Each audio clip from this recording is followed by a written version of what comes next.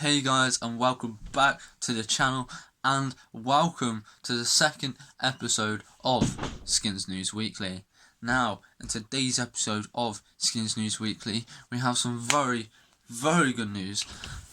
We have a very good array of news for you today. So, without further ado, let's get straight into it. So, Trent Williams looks like he's going to be returning, hopefully very soon. Hopefully in time for week 2 against the Cowboys at home. Especially now Zeke's back, we really need Trent Williams to help stop him. He won't be available week 1 against Philly, but you know, what can you do, eh? We should be alright. Hopefully we'll be able to pull through anyway. So basically a while back, he actually was talking to Bruce Allen about like firing medical staff, and now it's come out. Bruce Allen said like, who do you want me to fire? I'll fire him, basically. And Trent Williams just said, no, I don't want to cost anyone their job, you know, because he probably thought, you know, say this and then, you know, he doesn't actually want to cost anyone a job. But now Bruce Allen has said this, he knows that he can trust Bruce Allen. He knows Bruce cares about him and wants to look after him, you know, and he knows that he is liked at the Redskins, and we do want to be able to keep him, and we do want things to go well for him here. He understands that now. So some more good news. We've finally cut Josh Stockton. Hey, that's worthy of celebration, that is. Samondre P. Ryan has been cut as well. Doxson's been hit by the Vikings, and Samondre P. Ryan's been hit up by the Bengals. So the Vikings game this season will be very interesting. So we have obviously Case Keenum at quarterback. So Case Keenum versus Kirk Cousins. So Case used to play for the Vikings. Kirk used to play for the Redskins. Doxson used to play for the Redskins. Mad. Absolutely mad. So that's going to be an interesting revenge game. Cam Sims, unfortunately, was cut as well. I thought he should have been promised. I thought it would have been nice to have him on the team. But we went to cut him. So we cut him from the 53 man. But he has gone into our practice squad. Byron Marshall as well. He's been cut, you know. I'm not too bothered about that. Same with Samondre P. Ryan. I'm not too bothered about him being cut either. Josh Doxson, very happy he's been cut. Cam Sims, not too bothered, but you know, it's unfortunate.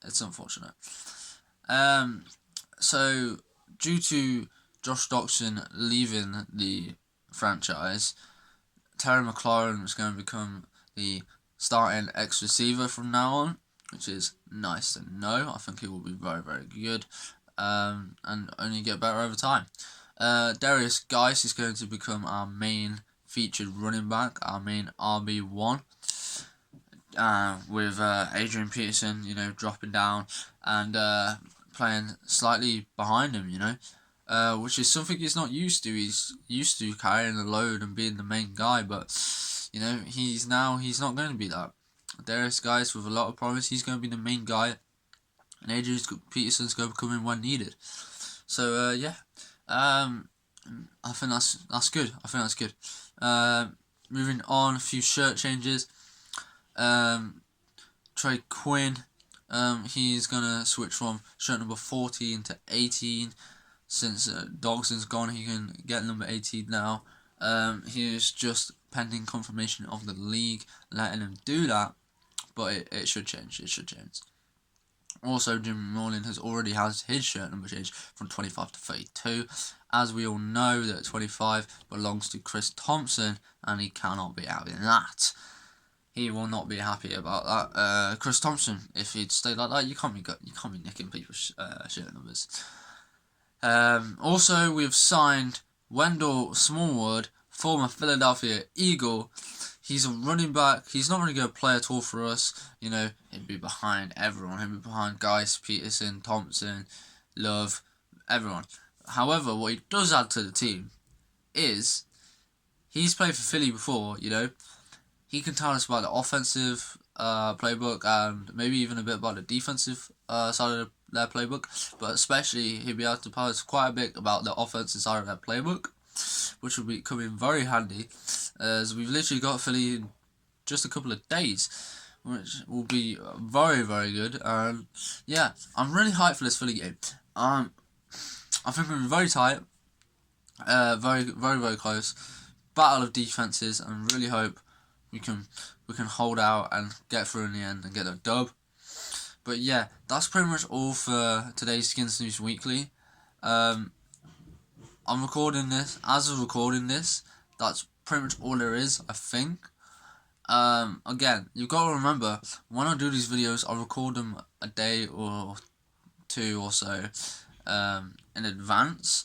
So if there's some news that isn't in, I may have just forgot it and not seen it. But the probability is that the news has come out after I've already made the video. And it's not that I've just blatantly not put it in. But yeah, there we go. There's Skins News Weekly, episode 2 for you guys. Hail to the Redskins. Shit on the Cowboys. Let's go, boys.